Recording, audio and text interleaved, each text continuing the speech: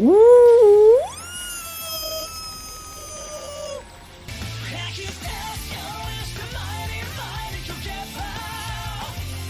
Hi everyone, I'm going to react to Bungo Stray Dogs Season 1 Episode 3 Yokohama Gangster Paradise. Okay. Last episode was this elaborate scene that they played out for what was Sushi? Was that his name? Sushi. Yeah, Sushi. So that they can test him and see if he's worthy, I guess, of becoming a member of the detective agency. And yeah, he threw himself on the bomb. And yeah, it was up to Dazai to choose whether or not he was gonna be part of the agency. And of course, he was gonna be part of the agency. So yeah. Now I don't know where this is going. I read a comment saying that these characters were based on authors, and their abilities are basically their most popular, named after their most popular book, I guess. So it's like interesting. And yeah, so before we get into this episode, if you guys have my reaction, please give it a thumbs up, subscribe, and if you want to see the full length of this reaction and all my previous reactions, you can do so by checking out my Patreon at patreon.com/feelmini. And now let's start this episode, and here we go.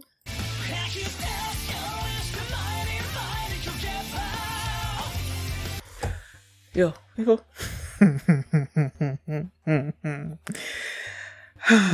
On the first, I mentioned this person that commented on the first episode, my reaction to the first episode, and the person said that this was like sort of like a slow burn, and that I should, just give it a chance, that it was gonna get good. So I was expecting this episode to be, I don't know, some kind of training session with Asushi, not really expecting a whole lot out of the episode. But I feel like this episode went like a complete 180. I'm like, what? Like, they were there. What's his name was apologizing for what he did. Junichiro was apologizing for what he did previously. And I'm like, that relationship with him and Naomi, and he keeps calling him Nissan, and I'm like, that if they are really blood related, that seems way too incestuous to me. So I'm gonna assume this is fully said or whatnot, that they are not blood related, that she's just calling him like that because I don't know, but that's just way too weird to me. And then they were there, and you have what's his name, Kunikida, telling them to act in a proper manner that values the agency or something or other like that. And then they're like, okay, you have a client. This client comes in, spins the story about these people in rags showing up behind their offices or something or other like that. And then Kunikida is like, they're probably smugglers, and this should be some kind of easy thing for Asushi to do. Like, it's like to tell them or something or other, like surveillance or something. So he should be fine. And then he tells Junichiro to also go with him. And I'm like, just the fact that Kunikida said that this would be an easy thing, I'm like, because usually when you say that, it doesn't really turn out that way. And then you have Kunikida telling Asushi to be careful. If he sees Kutagawa, he should just run, because that's someone that is really hard to deal with. Even the police doesn't know how to deal with them and all of that. And I'm like, okay.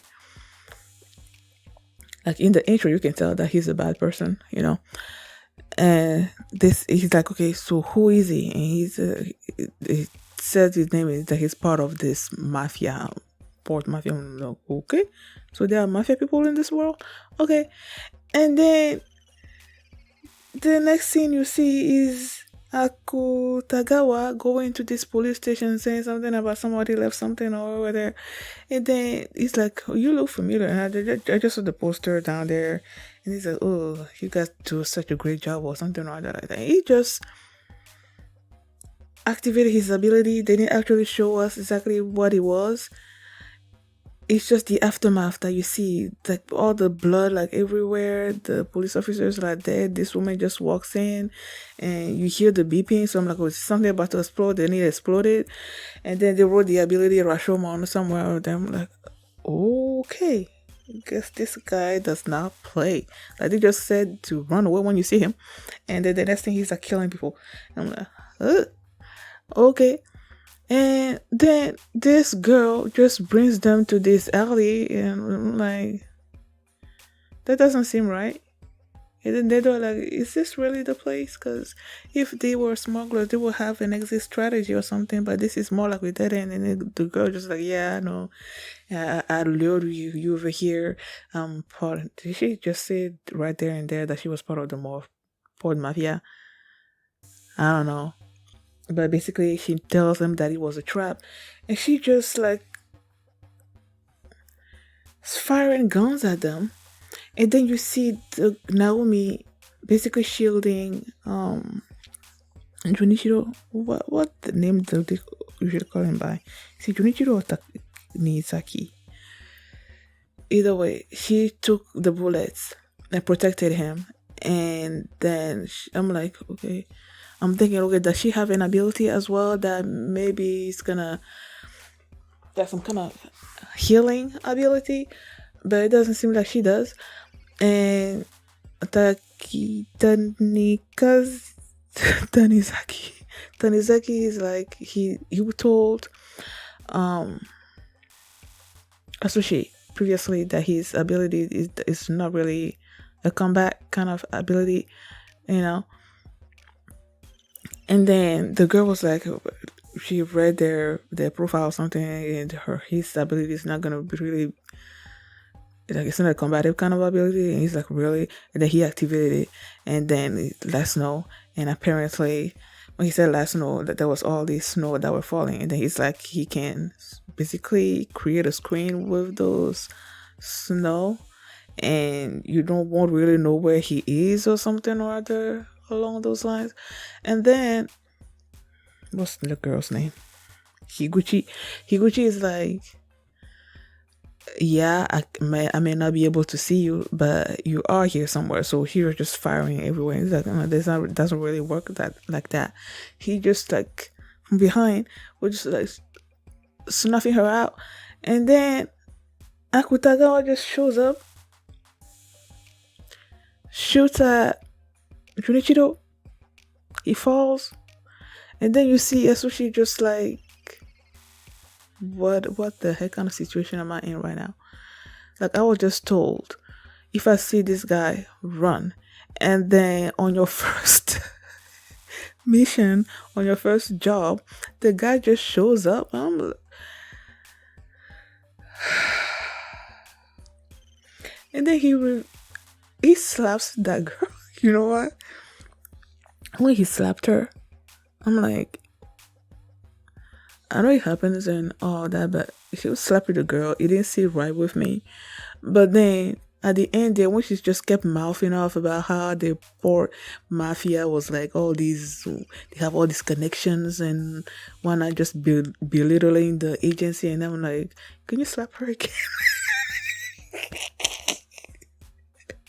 That's what I was thinking, because she was just annoying me with what she was saying, you know. So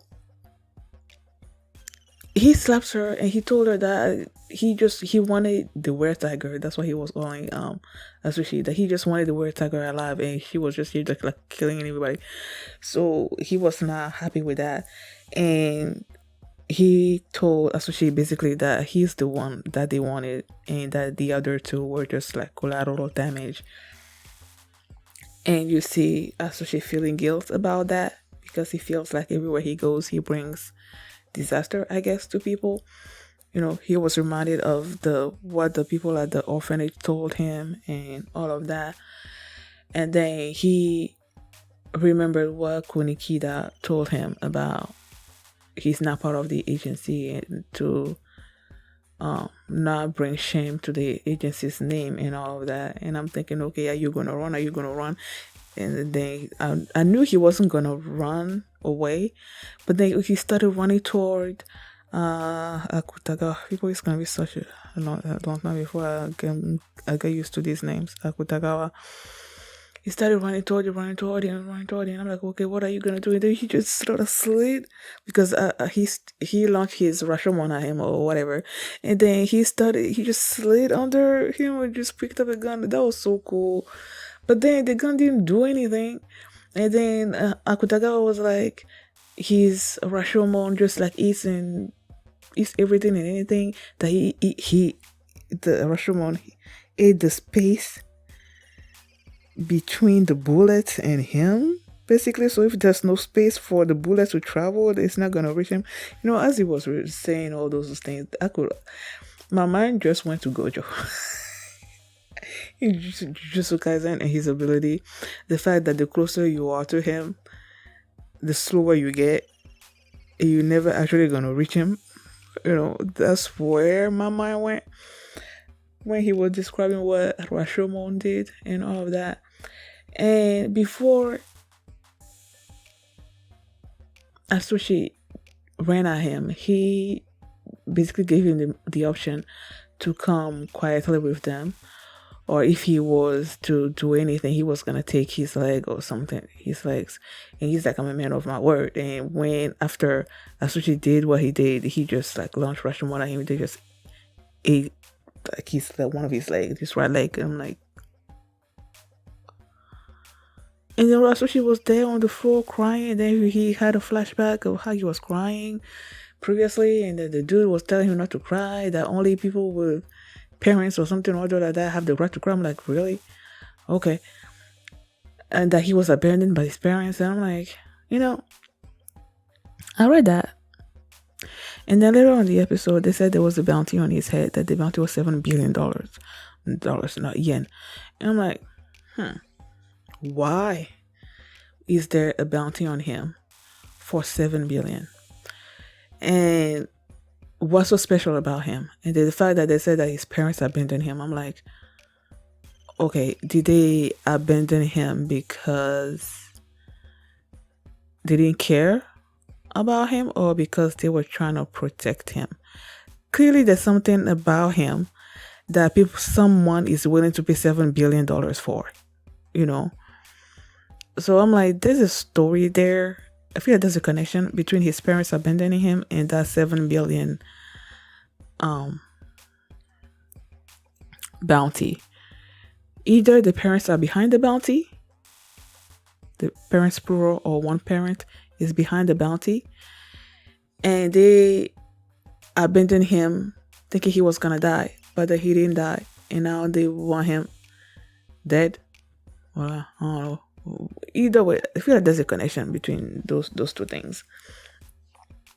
So he took out the leg, and after he had the flashback, Asushi just like transformed into the tiger, which I'm like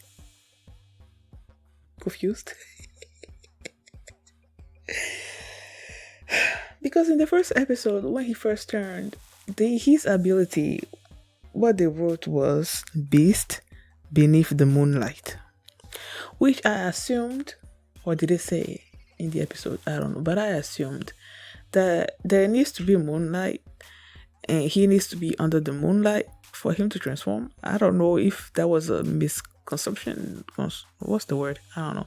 If I didn't quite understand that, when I first saw that episode. But clearly there was no moonlight in this particular instance, so I'm assuming he can just change whenever he wants. Because I feel like if there's that restriction of having moonlight, it's really gonna be hard for him, to use his abilities whenever he wants to. So yeah, clearly the moonlight does not have anything to do with this. Maybe the moonlight can act like, if This, I feel that's stupid. So I was about to say maybe if it's sort of like a conscious choice of wanting to turn into the were tiger, he can do so whenever. But if it's sort of like unconsciously, and then there's moonlight, he might turn against his will. But somehow I don't think so. I feel like he's been walking in the moonlight for like forever. So I don't know. I'm gonna assume that the moonlight really doesn't have anything to do with it. So he changed and he regenerated his leg, which I'm like, okay, phew, that's a good thing. And then he started attacking. Right, he attacked Akutagawa, basically launched him into the wall.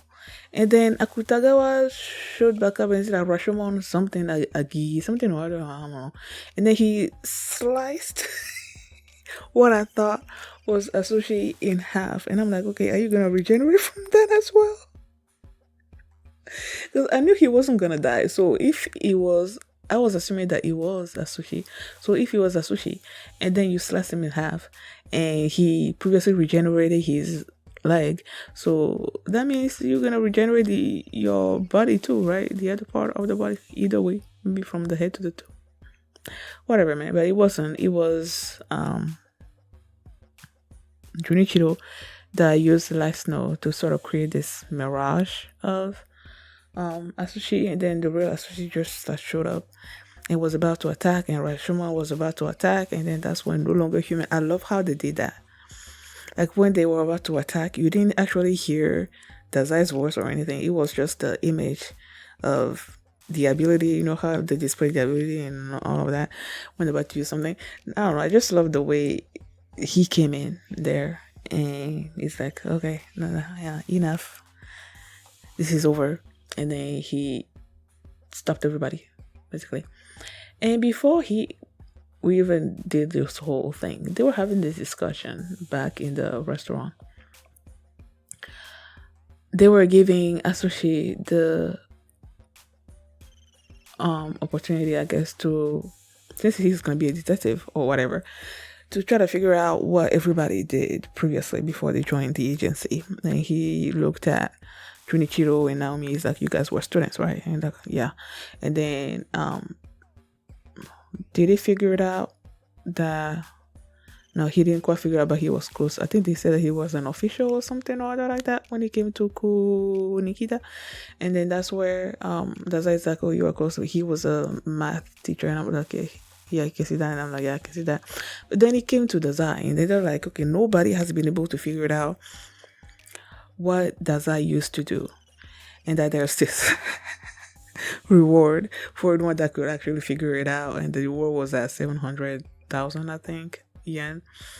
And you know, Associate was like, money. So he just started rattling off all these jobs and whatnot, which were just guesses. He was just going through stuff, but none of it was his previous job. And then you fast forward to the scene where he had also implanted a bug on the girl previously. When he was holding his hand, and he's like, "You're so beautiful. Do you want to call me a double submersion?" I'm like, really? Okay. So it was all a plan. He will just put a bug in her because clearly he didn't trust her, and he was there listening to something. And he's like, I'm just waiting for a signal or something before I help or something or other like that. And then the signal came. And so he got there right in the nick of time and stopped Asushi and Akutagawa. You know, usually when he uses his, I only saw it 2 times, but when he used his ability on Asushi, he sort of like passes out, you know. So he's unconscious. And then those two started talking. And they're like, okay, why are you really after Asushi? And he's like, there's a bounty on his head, 7 billion. And he's like, huh. And then they're like, we're going to do everything we can to have him and whatnot. And then the girl started spouting this nonsense about, I know it's not nonsense. Like, it's true and all of that. But it's like, I just said this was a nonsense because it was just like grating on my nerves. her speak. And then Osai is like, yeah, I know who you guys are, and that nobody can stand in your way. And Utaga's like, yeah, because you used to be an ex-member. And I'm like, of course, he was used to be an ex-member. And then I started thinking, his obsession with submerging himself, and the fact that this port mafia, they said that anyone that stood in their way has lost, has died, that nobody has been able to stand in their way. It's like, I know. So that means him being part of the port mafia, he's probably killed a whole lot of people. And I wonder if his attempts at submerging himself is his way of, I don't know, his way of feeling guilty about what he has done, and he's trying to take himself out of the game.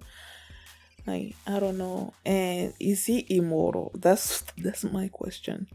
Or is it just that all his attempts at trying to submerge himself have just been thwarted by something or whatever? Because I would think that if you're trying to submerge yourself, and there are plenty of methods that he must have tried, right? Like poison or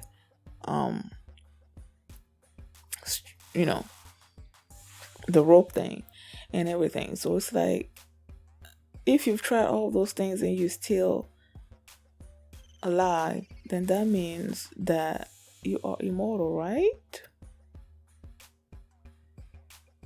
I don't know. But I feel like there has to be something behind him trying to submerge himself like all the time. Like, that's like when he's speaking, most of the stuff that he says is like submerging himself. So I'm like, why? I'm trying to find some kind of sense behind that. And I feel like it has something to do with the fact that he used to be part of the port mafia. So yeah. I love when he said that when they were saying that they were gonna come after the agency, he's like, just try it. I don't know. So the way he speaks, sometimes I love. In that particular line of his and his voice, and I don't know, everything was just so perfect. Like, I love that scene so much. Like, just try to come after us. Like, you're not gonna. It's not gonna work out well for you. Basically, that's what he means by that. So I'm loving this show already. Thank you guys for watching, and if you like this reaction, please give it a thumbs up, subscribe, and if you want to see my reaction to episode 4, you can do so by checking out my Patreon at patreon.com/feelme. You can also see the phone for this reaction there as well. So thanks for watching, and I'll see you next time. Bye. Lipstick, chateau, wine, bricola. I am champagne, bubble shot.